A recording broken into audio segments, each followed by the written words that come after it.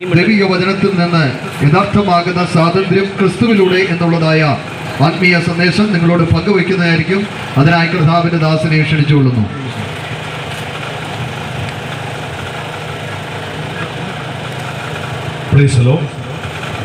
ഈ ശബ്ദവർദ്ധിത മാധ്യമത്തിന്റെ ശബ്ദപരിധിക്കുള്ളിൽ ഞങ്ങളെ ശ്രവിക്കുന്ന പുനലൂരിലെ ദേശനിവാസികളായ നല്ലവരായ മനുഷ്യസ്നേഹികളായ ദൈവവിശ്വാസികളായ എല്ലാ നാട്ടുകാർക്കും, ഞങ്ങളെ ശ്രമിക്കുന്ന ഞങ്ങളുടെ എല്ലാ കൂടപ്പുറപ്പുകൾക്കും യേശു ക്രിസ്തുവിന്റെ നിസ്തുല്യ നാമത്തിൽ ഞങ്ങളുടെ എല്ലാവരുടെയും സ്നേഹ വന്ദനം പ്രാരംഭത്തിൽ അറിയിക്കുകയാണ്. കാൽവരുടെ കൽത്തളത്തിൽ കാലത്തെ രണ്ടായി പിളർന്ന് മരണത്തിന്റെ മാരക വിഷമുള്ളായ പാപത്തെ കാൽക്കീഴിൽ അമർത്തിയ നസ്രായനായ യേശു ക്രിസ്തു ലോകത്തിന് വാഗ്ദാനം ചെയ്ത് നടപ്പിലാക്കിയ സ്വാതന്ത്ര്യത്തെ വിളംബരം ചെയ്തുകൊണ്ട് ഇന്ന് പ്രഭാതത്തിൽ 9 മണിയോടെ ആരംഭിച്ച യഥാർത്ഥ സുവിശേഷ സ്വാതന്ത്ര്യ സന്ദേശ യാത്ര സമാപന നിമിഷങ്ങളിലേക്ക് വന്നു ചെയ്തിരിക്കുകയാണ്. ഇന്ത്യൻ പെന്തക്കോസ്ത് ദൈവസഭ പുനലൂർ സെന്ററിന്റെ യുവജന വിഭാഗമായ PYPയും സുവിശേഷ സംഘടനയായ ഇവാഞ്ചലിസം ബോർഡും ചേർന്ന് സംഘടിപ്പിച്ച ലഹരി വിരുദ്ധ സന്ദേശ യാത്ര നിരവധി ഗ്രാമങ്ങളെ തൊട്ട് സുവിശേഷത്തിന്റെ സനാതന സത്യത്തെ വിളിച്ചോതിക്കൊണ്ട് ഈ ചരിത്രമുറങ്ങുന്ന മണ്ണിലേക്ക് എത്തപ്പെട്ടിരിക്കുകയാണ്. അല്പനിമിഷം യാത്രയിലും തിരക്കുകളിലും ജീവിതത്തിന്റെ വ്യത്യസ്ത സാഹചര്യങ്ങളിലും ഞങ്ങളെ വീക്ഷിക്കുന്ന വാഹനങ്ങളിൽ, വ്യവസായ സ്ഥാപനങ്ങളിൽ, തിരക്കുകളുടെ മധ്യങ്ങളിൽ ഞങ്ങളെ വീക്ഷിക്കുന്ന ഞങ്ങളുടെ സ്നേഹിതരായ പ്രിയ ശ്രോതാക്കളുടെ ശ്രദ്ധ ഒരല്പസമയത്തേക്ക് ഞങ്ങൾ ഇവിടേക്ക് സ്വാഗതം ചെയ്യുകയാണ്. വളരെ തിരക്കുകൾ വർദ്ധിച്ചൊരു കാലഘട്ടം, ഒന്നിനും സമയമില്ലാത്ത ഒരു കാലഘട്ടം. സമയവും മണിക്കൂറുകളും ദിനങ്ങളും വർഷങ്ങളും ആയുസ്സും തന്നെ പോരാന്ന് പറയുന്ന ഒരു തലമുറയുടെ കാലഘട്ടത്തിൽ 78ാമത് സ്വാതന്ത്ര്യ ദിനം ഇന്ത്യ മഹാരാജ്യത്തിന്റെ ഭാഷാന്തരങ്ങളിലും സംസ്ഥാനാന്തര ഭാഗങ്ങളിലും രാജ്യത്തിന്റെ വിവിധ കോണുകളിലും ആഘോഷിക്കപ്പെട്ടുകൊണ്ടിരിക്കുന്ന ഈ സായാഹ്ന സമയത്ത് ഇന്ന് നമ്മൾ ഉയർത്തിപ്പിടിക്കുന്ന, നമ്മൾ അന്വേഷിക്കേണ്ടെന്ന്, നമ്മൾ ചിന്തിക്കേണ്ട ഒരു ചോദ്യമുണ്ട്. യഥാർത്ഥ സ്വാതന്ത്ര്യം മനുഷ്യമുഖത്ത് വാസ്തവത്തിൽ പ്രവൃത്തിമുഖത്തിൽ വന്നിട്ടുണ്ടോ? സ്വാതന്ത്ര്യം എന്റെ ജന്മാവകാശമാണ്, അത് ഞാൻ നേടിയെടുക്കുമെന്ന് പറഞ്ഞ ഭാരത ഗംഗാധര തിലകും നിരവധി സ്വാതന്ത്ര്യ സമര സേനാനികളും മരിച്ചും മൺമറഞ്ഞ ഈ മണ്ണിൽ ഇന്നും സ്വാതന്ത്ര്യത്തെ ആഘോഷിച്ച് വിളംബരം ചെയ്യുമ്പോൾ എല്ലാവരുടെയും മനസ്സിൽ മനോമുഖരിതങ്ങളിൽ വർദ്ധിച്ചു വരുന്ന ചോദ്യമുണ്ട്, യഥാർത്ഥ സ്വാതന്ത്ര്യം എവിടെയാണ്?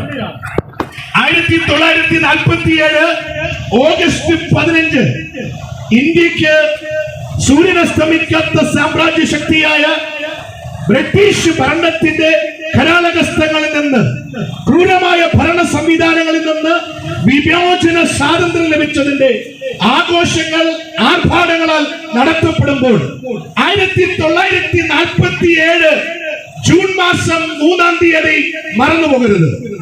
1947 ഓഗസ്റ്റ് 15 ആഘോഷിക്കുമ്പോൾ, സ്വാതന്ത്ര്യത്തെ ആഘോഷിക്കുമ്പോൾ, സ്വാതന്ത്ര്യത്തെ കുറിച്ച് അഭിമാനം കൊള്ളുമ്പോൾ ഇന്ത്യയിലെ ഓരോ ജനതയും ഓർത്തിരിക്കേണ്ടുന്ന ഒരു ദിനമാണ് 1947 ജൂൺ മാസം 3-ാം തീയതി.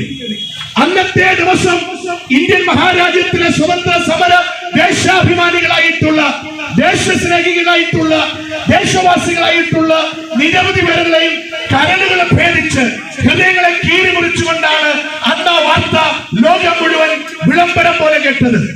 അന്തർദേശീയ വാർത്താ മാധ്യമമായി അക്കാലത്ത് അറിയപ്പെട്ട റേഡിയോയിലൂടെ പുറത്തു വന്ന അന്നത്തെ ഹൃദയഭേദകമായ വാർത്ത രാജ്യം വിഭജിക്കപ്പെട്ടു എന്നുള്ള വാർത്തയാണ്. സ്വാതന്ത്ര്യത്തിന് മുൻപേ തന്ത്രപരമായ നീക്കം നടത്തി ബ്രിട്ടീഷ് ശക്തിയുടെ ഇരുണ്ടത്ത് നീളുന്ന കറുത്ത കരങ്ങളുടെ തന്ത്രപ്രധാനമായ നീക്കത്തിലൂടെ ഈ മതേതരത്വ രാജ്യത്തെ വലിച്ചുകീറി, ഈ മതേതര രാജ്യത്തിന്റെ വിരിമാറിൽ കത്തികുത്തി ഇറക്കി രണ്ടായി പിളർന്നൊരു കാലഘട്ടം. ഇന്ന് സ്വാതന്ത്ര്യ ദിനം ആഘോഷിക്കുന്ന സമയം ഞാൻ എന്റെ ശബ്ദപരിധിയിൽ ഇരിക്കുന്ന ശബ്ദം കേൾക്കുന്നവരെ ഒന്ന് ഓർമ്മിപ്പിക്കുകയാണ്. മതേതരത്വമുള്ള സാഹോദര്യ സമത്വം നിലനിർത്തിയ ഈ ഇന്ത്യ മഹാരാജ്യത്തെ രണ്ടായി വിഭജിച്ച ആ ജൂൺ മാസം 3-ാം തീയതി നമ്മൾ ഇന്നും ഓർമ്മയിൽ വെക്കണം. എന്തിനാണെന്ന് ചോദിച്ചാൽ ഒരൊറ്റ ഉത്തരം ഞാൻ നിങ്ങളുടെ ശ്രദ്ധയിൽ കൊണ്ടുവരാം. നാം അറിഞ്ഞു സ്വാതന്ത്ര്യത്തെ ആഘോഷിക്കുമ്പോൾ തന്നെ ഇരുട്ടിന്റെ മറവിൽ സഹോദരത്വം, മതസൗഹാർദ്ദം, സാഹോദര്യ ബന്ധങ്ങളെ കീറിമുറിച്ചു കളയാൻ ഏതൊക്കെയോ ശക്തി ഇരുട്ടിന്റെ മറവിൽ മൂർച്ച കൂട്ടി ആയുധങ്ങളുമായി പതിയിരിക്കുന്ന കാര്യം ഈ സ്വാതന്ത്ര്യം ആഘോഷിക്കുന്ന സമയം നാം മറന്നു പോകരുത്. യഥാർത്ഥത്തിൽ സ്വാതന്ത്ര്യം ആഘോഷത്തിന്റെ തിമിർപ്പിൽ നിൽക്കുമ്പോൾ ഒരു കാര്യം ഓർത്തെടുക്കണം. സത്യത്തിൽ സ്വാതന്ത്ര്യത്തിന്റെ പൂർണ്ണത നമ്മൾ അനുഭവിച്ചിട്ടുണ്ടോ? നെൽസൺ മണ്ടേല ഒരിക്കൽ ലോകം കേൾക്കുമാർ വിളിച്ചു പറഞ്ഞു, സ്വാതന്ത്ര്യം അദൃശ്യമാണ്, എന്നാൽ അത് ഫീലിംഗ്സ്, അനുഭവത്തിൽ വരേണ്ടതാണ്. മഹാത്മാഗാന്ധിയുടെ വാക്കുകൾ എന്റെ പിന്നിൽ മഹാത്മാഗാന്ധിയുടെ പ്രതിമയും അതിന്റെ ചുവടിൽ ഇങ്ങനെ എഴുതിയിരിക്കുന്നു, എന്റെ ജീവിതമാണ് എന്റെ സന്ദേശം, എന്റെ ജീവിതമാണ് എന്റെ സന്ദേശം. അദ്ദേഹം ഉറക്കെ പറഞ്ഞൊരു സന്ദേശമുണ്ട്. ആ സന്ദേശം എങ്ങനെയാണ്? യഥാർത്ഥ സ്വാതന്ത്ര്യം എന്ന് പറയുന്നത് ജനാധിപത്യ രാഷ്ട്രത്തിൽ ആർക്കെങ്കിലും ഒരാൾക്ക്, ഒരു വ്യക്തിക്ക് സ്വാതന്ത്ര്യം നിഷേധിക്കപ്പെടുന്നെങ്കിൽ അതൊരു രാജ്യത്തിന്റെ അസ്വാതന്ത്ര്യമാണെന്ന് പറഞ്ഞ മഹാത്മാഗാന്ധിയെ ഇന്നേ ദിവസം ഓർക്കാതിരിക്കാൻ കഴിയില്ല. യഥാർത്ഥത്തിൽ ഈ മണ്ണിൽ സ്വാതന്ത്ര്യം നമുക്ക് അനുഭവിക്കാൻ കഴിയുന്നുണ്ടോ? യഥാർത്ഥത്തിൽ ബ്രിട്ടീഷുകാരുടെ കയ്യിൽ നിന്ന് സ്വാതന്ത്ര്യം നേടിയെടുത്ത് പറയുന്ന അഭിമാനം കൊള്ളുന്ന ഊർജ്ജം കൊള്ളുന്ന നമുക്ക് യഥാർത്ഥത്തിൽ ഈ മണ്ണിൽ യഥാർത്ഥ സ്വാതന്ത്ര്യമുണ്ടോ? സംസാര സ്വാതന്ത്ര്യമുണ്ടോ? വസ്ത്ര സ്വാതന്ത്ര്യമുണ്ടോ? ഭക്ഷണ സ്വാതന്ത്ര്യമുണ്ടോ? യഥാർത്ഥ യാത്ര സ്വാതന്ത്ര്യമുണ്ടോ? വിശ്വാസ പ്രഖ്യാപിത സ്വാതന്ത്ര്യമുണ്ടോ? യഥാർത്ഥ ആരാധന സ്വാതന്ത്ര്യങ്ങൾ ഈ മണ്ണിൽ യഥാർത്ഥ നിലയിൽ നിൽക്കുന്നുവെന്ന് ഉറക്കം പറയാൻ, നെഞ്ചുറപ്പോടെ പറയാൻ ഇന്നത്തെ ഈ കാലഘട്ടത്തിന്റെ സാഹചര്യത്തിൽ ആർക്ക് കഴിയുമെന്നൊരു ചോദ്യത്തിന് ദീർഘനിശ്വാസം വിടാനല്ലാതെ ഉറപ്പിച്ചൊരു ഉത്തരം പറയാൻ ചങ്കുറപ്പുള്ള ആരുമില്ലെന്ന് ഈ സായം നിമിഷത്തിൽ എനിക്കിവിടെ ഉറക്കെ പറയാം. അപ്പോൾ ഒരു കാര്യം വ്യക്തമാണ്, അപ്പോൾ ഒരു കാര്യം ഉറപ്പാണ്, അപ്പോൾ ഒരു കാര്യം നിസ്സംശയമാണ്. വാഗ്ദാനം ചെയ്ത സ്വാതന്ത്ര്യങ്ങൾ നമുക്കാരും നൽകുന്നില്ല.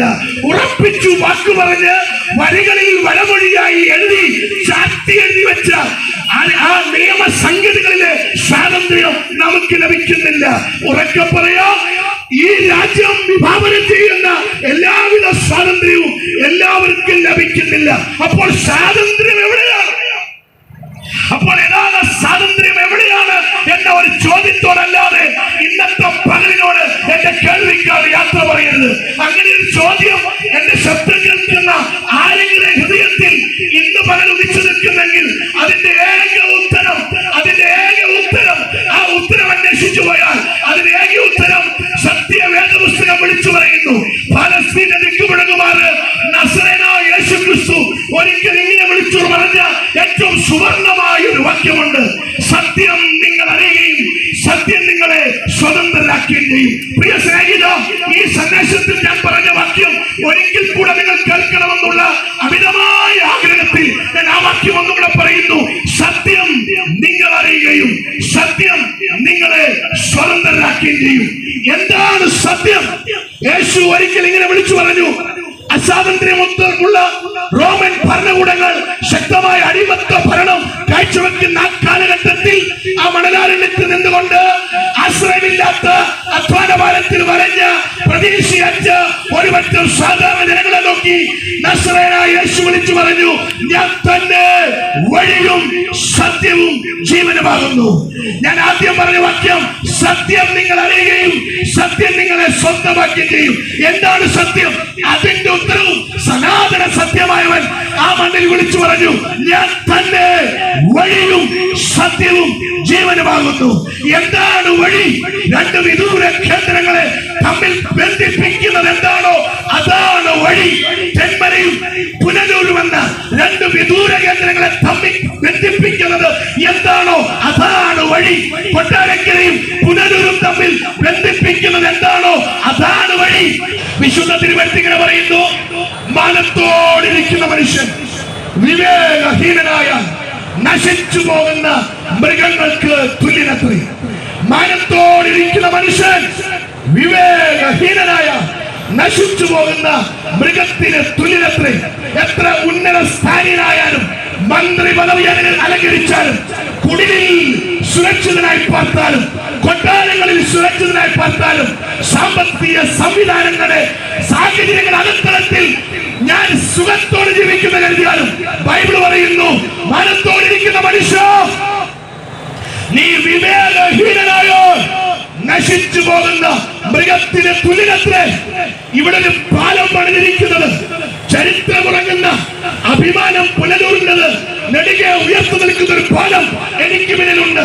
അത് തൂക്കുപാലമാണ്. കാലം കഴിഞ്ഞപ്പോൾ അത് പോരാ എന്ന വികസന ചിന്താഗതികളെ പൊടി പറന്നപ്പോൾ തൊട്ടപ്പുറത്തൊരു പാലം, ഇരുകളെ ബന്ധിപ്പിക്കുന്ന വിശാലം വീതിയുള്ളൊരു പാലം വന്നു. അത് യാത്ര ചെയ്യാനാണ്. വാഹനങ്ങൾക്ക് അപ്പുറങ്ങളും ഇപ്പുറത്തോട്ടും വരാനാണ്. വ്യക്തികൾക്ക് സഞ്ചരിക്കാനാണ്. യാത്രകൾ സുഖമാക്കാനാണ്. സൗകര്യങ്ങൾ എളുപ്പത്തിലാക്കാനാണ്. എന്നാൽ ഈ അടുത്ത കാലത്ത് നിങ്ങൾ കേട്ട വാർത്ത, നിങ്ങൾ കണ്ട കാര്യങ്ങളിൽ ഞാൻ എന്റെ ചങ്കുപടഞ്ഞ വാർത്തകളുണ്ട്. ഈ യാത്ര ചെയ്യാൻ ഒരുക്കിയ വികസനത്തിന്റെ പൊടിവാറിച്ചു നിൽക്കുന്ന അഭിമാനത്തിന്റെ പാലത്തിന്റെ മുകളിൽ നിന്ന് ജീവിതം അവസാനിക്കുന്ന നിലയിൽ താഴേക്ക് ആഴത്തിലേക്ക് ചാടി ആത്മഹത്യ ചെയ്തവരുടെ എണ്ണം അസംഖ്യമാണെന്ന് പറയുമ്പോൾ എന്റെ പ്രിയ സ്നേഹിത, ഇവിടെ അവശേഷിക്കുന്ന ഒരു ചോദ്യമുണ്ട്. എവിടെയാണ് സ്വാതന്ത്ര്യം? എവിടെയാണ് സമാധാനം? എവിടെയാണ് സന്തോഷം? മതങ്ങൾക്ക് കുറവില്ല, ഇസങ്ങൾക്ക് കുറവില്ല, സംവിധാനങ്ങൾക്ക് കുറവില്ല, വിശ്വാസ കേന്ദ്രങ്ങൾക്ക് കുറവില്ല, ആരാധന സംവിധാനങ്ങൾക്ക് കുറവില്ല. ആരാധനാലയങ്ങൾ വന്നുകൂടുന്ന ജനങ്ങളെ തടിച്ചുകൂടുന്ന തിക്കും തിരക്കിലും പെട്ട് ആയിരങ്ങൾ കൊല്ലപ്പെട്ട ചരിത്രങ്ങൾ മറന്നുപോയോ? ആരാധന കേന്ദ്രങ്ങൾക്ക് വേണ്ടി അടിപിടി കൂടുന്നവരുടെ വിശ്വാസ സമൂഹത്തിന്റെ കാര്യങ്ങൾ മറന്നുപോയോ? ആരാധനാലയങ്ങൾ വർദ്ധിച്ചിട്ടും ആരാധന സംവിധാനങ്ങൾ വർദ്ധിച്ചിട്ടും ജീവിത സാഹചര്യം വർദ്ധിച്ചിട്ടും നമ്മുടെ കണ്ണിന് മുമ്പിൽ മനുഷ്യൻ വിവേകഹീനനാകില്ലെങ്കിൽ വിശുദ്ധ തിരുവെഴുത്ത് പറയുന്നു, നശിച്ചു പോകുന്ന മൃഗത്തിന് തുല്യനത്രേ. മനുഷ്യൻ വളർന്നു കാളവണ്ടി യുഗത്തിൽ നിന്ന് കമ്പ്യൂട്ടർ യുഗത്തിലേക്കും, കമ്പ്യൂട്ടർ യുഗത്തിൽ നിന്ന് ഹൈടെക് യുഗത്തിലേക്കും, ഹൈടെക് യുഗത്തിൽ നിന്ന് നിർമ്മിത ബുദ്ധിയുടെ AI കാലഘട്ടത്തിലേക്കും വന്നെത്തി. എവിടെയാണ് മനുഷ്യന് മാറ്റം? എവിടെയാണ് മനുഷ്യന് മാറ്റം സംഭവിച്ചത്? മനുഷ്യന്റെ ചിന്താഗതികൾക്കും ജീവിതങ്ങൾക്കും സൗകര്യം വർദ്ധിപ്പിച്ചതല്ലാതെ മനുഷ്യൻ എവിടെയാണ് മാറ്റം സംഭവിച്ചത്? സാങ്കേതിക വിദ്യകളിലെ അത്യുന്നത കോടിയിലെത്തിയ അഭിമാനം കൊള്ളുന്ന മനുഷ്യൻ വിവേകഹീനനായി തന്നെയല്ലേ കഴിയുന്നത്? മദ്യത്തിനും മയക്കുമരുന്നിനും അടിമപ്പെട്ട്, കല്ലിനും കഞ്ചാവിനും അടിമപ്പെട്ട്, ചരസിനും ചാരായത്തിനും അടിമപ്പെട്ട് മനുഷ്യന്റെ ജീവൻ തന്നെ നശിപ്പിച്ചുകൊണ്ടിരിക്കുമ്പോൾ വിശുദ്ധ തിരുവെഴുത്ത് ഇങ്ങനെ വിളിച്ചു പറയുന്നു, നിങ്ങൾ സ്നേഹിത, നിങ്ങൾ ദൈവത്തിന്റെ മന്ദിരമെന്നും ദൈവത്തിന്റെ ആത്മാവ് നിങ്ങളിൽ വസിക്കുന്നുവെന്നും നിങ്ങൾ അറിയുന്നില്ലയോ? എന്നെ കേൾക്കുന്ന പ്രിയ സ്നേഹിത, ദൈവത്തിന്റെ അംശങ്ങളെ അന്വേഷിച്ചു പോകുന്ന പ്രിയ കൂടപ്പിറപ്പേ, വിശുദ്ധ തിരുവെഴുത്ത് പറയുന്നു, മനുഷ്യ നിർമ്മിത കേന്ദ്രങ്ങളിൽ ദൈവം വസിക്കുന്നില്ല. പിന്നെ എവിടെയാ ദൈവം വസിക്കുന്നത്? ദൈവം നിർമ്മിച്ചൊരു ക്ഷേത്രം, ദൈവം നിർമ്മിച്ചൊരു പള്ളി, ദൈവം നിർമ്മിച്ചൊരു മോസ്ക്, അത് മറ്റൊന്നുമല്ല, ഒരു മനുഷ്യ ശരീരമാണ്. അതുകൊണ്ട് ഇന്ന് ഈ വൈകിയ സമയം ഉറക്കെ വിളിച്ചു പറയുന്നു, ദൈവം നിർമ്മിച്ച, ദൈവം പണിത, ദൈവത്താൽ രൂപകൽപ്പന ചെയ്യപ്പെട്ട, ദൈവത്തിന്റെ ദീർഘനിശ്വാസത്താൽ നിയന്ത്രിക്കപ്പെടുന്ന പ്രിയ സ്നേഹിത, നിന്റെ മനസ്സും നിന്റെ ശരീരവും നിരാശയുടെ കൂപ്പുകുത്തി ആത്മഹത്യയിലേക്ക് വഴിതെളിച്ചു വിടാനുള്ളതല്ല. അഭിവൃദ്ധിയിലെത്തിയ മനുഷ്യൻ ലഹരിക്ക് അടിമപ്പെട്ട് എത്രയോ നിലകളിലാക്കാണ് ഏറ്റവും അധികം അതപ്പതിച്ചു കൊണ്ടിരിക്കുന്നത്. ഈ മണ്ണിൽ ഏതൊക്കെ നിലയിൽ ലഹരി വസ്തുക്കൾ വിൽക്കുന്നുവെന്നറിയാമോ? എവിടൊക്കെ വിൽക്കുന്നെന്നറിയാമോ? 6ാം ക്ലാസ്സിലും 7ാം ക്ലാസ്സിലും പഠിക്കുന്ന കുട്ടികൾ ഞങ്ങൾ പഠിക്കുന്ന സ്കൂളുകൾക്കുള്ളിൽ തന്നെ ലഹരി ഉപയോഗിക്കുന്നുള്ള സത്യം എത്ര കാലം മറച്ചു പിടിച്ചു വെക്കും? ലഹരി വിൽക്കാനുള്ള അനുമതി കണ്ണടച്ചു കൊടുത്തിട്ട്, ലഹരി വിൽക്കാനുള്ള പെർമിഷൻ കണ്ണടച്ചു കൊടുത്തിട്ട്, മുക്കിലും മൂലയിലും പെട്ടിക്കടകളേക്കാൾ എണ്ണം കൂട്ടി ബിവറേജും ബാറുകൾക്കും അനുമതി കൊടുത്തിട്ട് മനുഷ്യനെ പറ്റിക്കാൻ ലഹരി വിരുദ്ധ പ്രവർത്തനമുണ്ടെന്ന് കാണിക്കുന്ന ഈ ഭരണ സംവിധാനം തന്നെ ഒരു ജനവഞ്ചനയല്ലേ? ഇവിടെ കല്ല് കുടിച്ച് കഞ്ചാവ് അടിച്ച് നഗരവിധി അക്രമശക്തമാക്കുന്ന ഒരുത്തനെ തടയാൻ ആരുമില്ല. മറ്റൊരാൾ അക്രമം സൃഷ്ടിക്കാത്ത, മറ്റൊരാളെ തെറിവിളിക്കാത്ത, നഗരത്തിൽ വടിവാൾ ഉയർത്തി ഗതാഗതം സ്തംഭിപ്പിക്കാത്ത, കൊട്ടേഷൻ കൊടുക്കാത്ത, കൊലപാതകത്തിന് കൂട്ടുനിൽക്കാത്ത നിരപരാധികളായ സുവിശേഷ സ്നേഹികളായ സുവിശേഷം പറയുന്നവർ ഏതെങ്കിലും ഒരു കോണിൽ ശബ്ദം ഉയർത്തിയാൽ ആരെങ്കിലുമൊക്കെ രക്തം തിളയ്ക്കുന്നെങ്കിൽ അതിന്റെ കാരണം ഈ ലോകം ഭരിക്കുന്നത് പാവമല്ലേ? എത്രയോ കുടുംബങ്ങൾ, എത്രയോ വ്യക്തിജീവിതങ്ങൾ, എത്രയോ കുടുംബങ്ങളുടെ താളങ്ങൾ ഈ ലഹരി നിമിത്തം, ലഹരിയുടെ കാഠിന്യ നിമിത്തം നശിച്ച് നിലംപതിച്ചിട്ടുണ്ടെന്നറിയാമോ? മനുഷ്യനെന്ന മനസ്സിന്റെ മായച്ചന്തയിൽ വിൽക്കുന്ന ഈ മദ്യം ലഹരി ഉപയോഗങ്ങൾക്ക് വിട പറയാൻ 4-5 പേർ ഇടയ്ക്ക് നടത്തുന്ന പരസ്യ പ്രസംഗം മാത്രം പോരാ. ഈ പ്രസംഗം കേൾക്കുന്ന നിങ്ങളിൽ ആരെങ്കിലും ഇതുപോലെ ഇത് ഉപയോഗിക്കുന്നതിനെതിരെ ഒരു ദൃഢപ്രതിജ്ഞയും ഇതിനെതിരെ പ്രയത്നിക്കാനും ഇറങ്ങിയാൽ ഞാൻ വിശ്വസിക്കുന്നു അതിവിദൂരമല്ലാതെ ഈ പുനലൂരിന്റെ വിവിധ പ്രദേശങ്ങളെ കാത്തിരിക്കുന്ന വൻ ദുരന്തങ്ങളെ നമുക്ക് ഒഴിവാക്കാം. ഞാൻ വലിയ ഭയത്തോടെ കാണുന്ന ഏറ്റവും വലിയൊരു കാര്യം, എന്റെ കുഞ്ഞുങ്ങളും സ്കൂളിൽ പഠിക്കുന്നതാണ്. എന്റെ കുഞ്ഞുങ്ങളും ദിവസേന സ്കൂളിൽ കടന്നുപോയിട്ട് വരുന്നതാണ്. പെൺകുഞ്ഞുങ്ങളുടെ അപ്പൻ എന്ന നിലയിൽ ഭയത്തോടെ അല്ലാതെ ഭീതിയോടല്ലാതെ ഒരു പ്രഭാതത്തിലും അവരെ സ്കൂളിലേക്ക് പറഞ്ഞെടുക്കാനും ഒരു പ്രദേശത്തിലും അവരെ കാത്തിരിക്കാൻ എനിക്ക് കഴിയുന്നില്ല. അതിന് കാരണം മാനവികതയോടെ വിശ്വാസക്കുറവല്ല, ലഹരിയിൽ ആത്മാർത്ഥിച്ച അമ്മയും പെങ്ങളെയും തിരിച്ചറിയാൻ കഴിയണം. മതോബദ്ധനായി ലോകത്തിലെ നൽകിയിൽ ഏത് ലഹരി വസ്തു കഴിക്കുന്നെന്ന് അറിയാത്ത നിലയിൽ അതപ്പതിച്ചുകൊണ്ടിരിക്കുന്ന ഈ സമൂഹത്തിന്റെ വേറും കാഴ്ച കണ്ടിട്ടാണ് പണ്ട് ഓക്കെ വറ്റും ഓപ്പിയാറും ജോണി വക്കറും ലിക്കറും കള്ളും ഒക്കെ കുടിക്കുന്നവരെ കണ്ടാൽ അറിയാം. അവന്റെ അടുക്കൽ തന്നെ അവന്റെ സ്മെല്ല് കണ്ടിട്ട് ഇവർ മദ്യപാനിയെ തിരിച്ചറിയാം.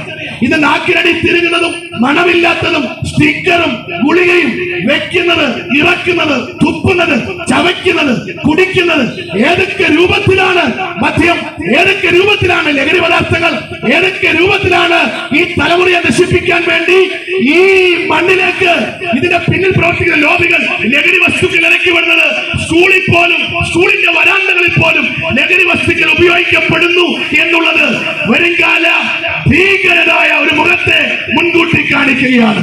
ഉരുൾപൊട്ടൽ ഉണ്ടായപ്പോൾ, വെള്ളപ്പൊക്കം ഉണ്ടായപ്പോൾ, ഓക്കി വന്നപ്പോൾ, ചുഴലിക്കാറ്റ് വന്നപ്പോൾ കരം കോർത്തു പിടിച്ച് നിറം മറന്ന്, ജാതി മറന്ന്, വിശ്വാസം മറന്ന് ചങ്കി കൊടുത്ത് നിന്ന എന്റെ പ്രിയ സ്നേഹിതരെ, ഏറ്റവും വലിയ ദുരന്തം ഉരുൾപൊട്ടലല്ല.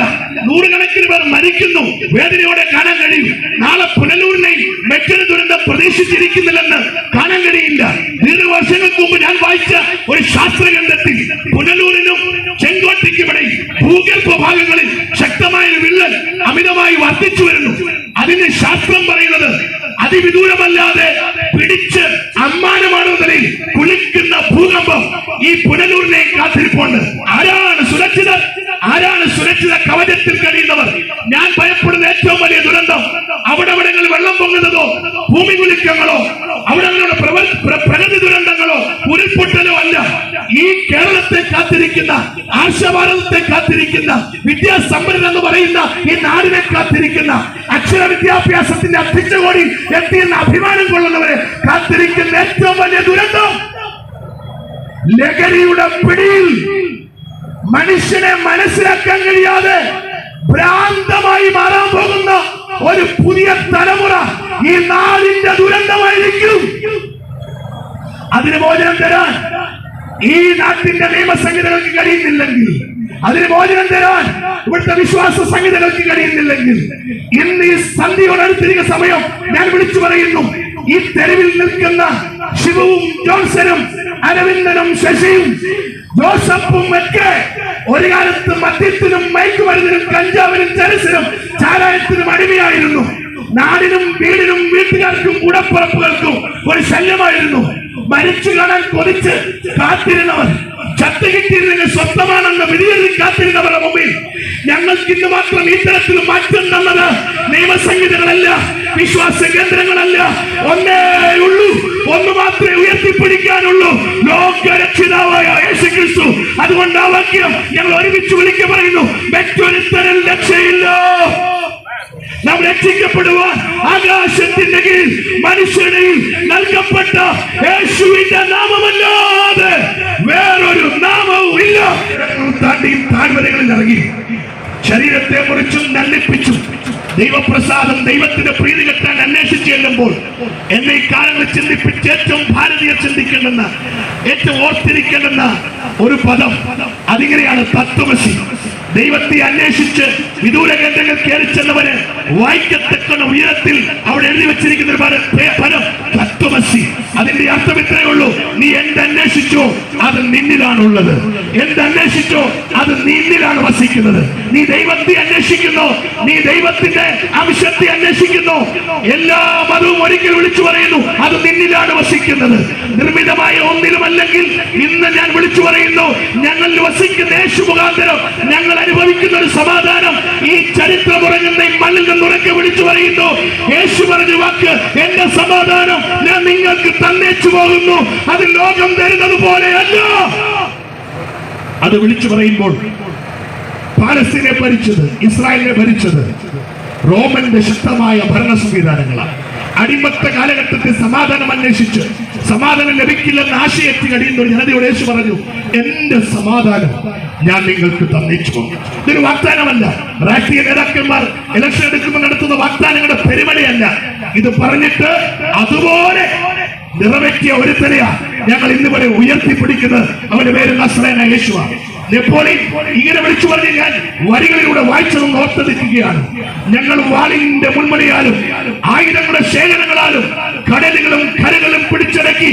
എന്നാൽ ഇതാ ഇവിടെ ഒരു മനുഷ്യൻ വാളില്ലാതെ, വടിയില്ലാതെ, മലമുണ്ടാക്കാതെ, സംഘടനകൾ ഉണ്ടാക്കാതെ, അണികളെ കുടച്ചേർക്കാതെ കരയും കടലും കടന്ന് ജനങ്ങളുടെ ഹൃദയങ്ങളെ കൈയടക്കി. അവരെ ഉപയോഗിച്ച ആയുധം വടിവാളല്ല, അവരുപയോഗിച്ച ആയുധം മാരകായുധങ്ങളല്ല, അണിവായുധങ്ങളല്ല, അകത്തളത്തിൽ അടക്കി വെച്ചിരിക്കുന്ന വൈകാരിക വർഗീയ ചിന്തയുമല്ല. യേശു ആരെയും മതം പഠിപ്പിച്ചില്ല, യേശു ആരെയും വർഗീയ ചിന്ത പഠിപ്പിച്ചില്ല.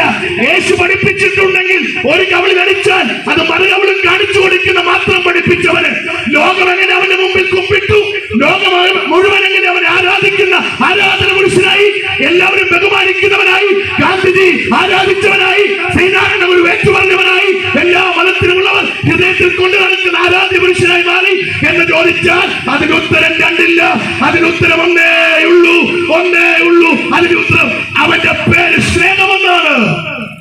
സ്നേഹം ലഭിക്കാതെ ആശയറ്റവരായി ഈ മണ്ണിൽ ഈ സ്വാതന്ത്ര്യ ദിനത്തിനോ മദ്യത്തിനോ മയക്കുമരുന്നിനോ കഞ്ചാവിനോ ചരസിനോ ചാരായത്തിനോ അടിമപ്പെട്ട് കഴിയുന്നെങ്കിൽ എത്രമാത്രം അത്തിച്ചുകൂടി ഫ്ലാറ്റുകൾ പണ്ട് ഉയരങ്ങളിൽ പാർത്താലും എത്രമാത്രം പണം സമ്പാദിച്ചാലും മാനത്തോടിരിക്കുന്ന മനുഷ്യർ ഒരു കാര്യം ഓർക്കണം, ദൈവത്തെ അറിയാതെ പോയാൽ നശിച്ചു പോകുന്ന മൃഗത്തിന് തുല്യനത്രേ. മനുഷ്യൻ വികാസം പ്രാപിച്ചു. മാനത്ത് പറക്കാനും മീനിനെ പോലെ നീന്താനും മാനിനെ പോലെ ഓടാനും മുയലിനെ പോലെ ചാടാനും ഒക്കെ പഠിച്ചു. എന്നാൽ മനുഷ്യനെ പോലെ ജീവിക്കാൻ പഠിച്ചില്ല. മനുഷ്യൻ എന്ന വാക്കിനൊരു അർത്ഥമേ ഉള്ളൂ, മനനം ചെയ്യുന്നവൻ. നന്മയെ ഏറ്റെടുത്ത് തിന്മയെ തിന്മയായി കണ്ട് തിന്മയെ തള്ളിക്കളയുന്നവൻ, അഥവാ തിന്മയെ തള്ളി നന്മയെ തിരഞ്ഞെടുക്കുന്നവൻ. എന്നാൽ മാത്രമേ മനുഷ്യൻ എന്ന പേരിന് അർഹതയുള്ളൂ. അങ്ങനെയെങ്കിൽ ഇന്ന് രാത്രി സായ സമയത്ത് വിളിച്ചു പറയുന്നു, പ്രിയ മനുഷ്യ സ്നേഹിതോ, ദൈവ സൃഷ്ടിയുടെ മണിമകുടമേ, നിന്റെ ആയുസ്സും നിന്റെ ലൈഫും നിന്റെ കുടുംബത്തിലെ കൂടപ്പിറപ്പുകളും ദുഃഖിക്കാനുമുള്ളതല്ല. പകലന്തിയോളം പണിയെടുത്ത് കിട്ടിയ കാശിന് ബിവറേജിൽ ക്യൂ നിന്ന് 4 പേർ ഒട്ടിച്ചേർന്ന് ഒരുമിച്ചെടുത്ത കുപ്പി ഇരുട്ടിന്റെ മറവിൽ നിന്ന് തട്ടിവിട്ടിട്ട് അങ്ങ് വീട്ടിലേക്ക് നടന്ന് വേണ്ടിയും വിറച്ചുവെടുക്കുമ്പോൾ നിന്റെ വരവ് കാണാൻ കൊതിക്കാതെ നീ എത്തുന്നതിന് മുമ്പേ ചുരുട്ടിവെച്ച കീഴപ്പായിലേക്ക് വീട് കിടന്നുറങ്ങി തളർന്ന വേദനയോടെ നിരാശയോടെ കഴിയുന്ന നിന്റെ മക്കൾ, നീ മദ്യപിക്കാതിരുന്നെങ്കിൽ, നീ അധ്വാനിച്ച പണം നിന്റെ വീട്ടിൽ ചെന്നിരുന്നെങ്കിൽ, നീ അധ്വാനത്തിന് വരെ നിന്റെ വീട്ടിലെത്തിയിരുന്നെങ്കിൽ നിന്റെ തലമുറ എത്തേണ്ട നിലയിൽ എത്തിയിരുന്നേനമായിരുന്നു. ഇവിടെ പണം ഉയർത്തുന്ന മദ്യപാന വിൽപ്പനശാലകളെയെല്ലാം ഉടമസ്ഥന്മാരുടെ ജീവിത സൗകര്യങ്ങൾ ഒന്ന് പോയി നോക്ക്. ഇവിടെ മദ്യം വിൽക്കുന്ന മദ്യ ലോബികളുടെ വീടുകളൊന്ന് പോയി നോക്ക്. അവരെ തലമുറയൊന്ന് നോക്ക്.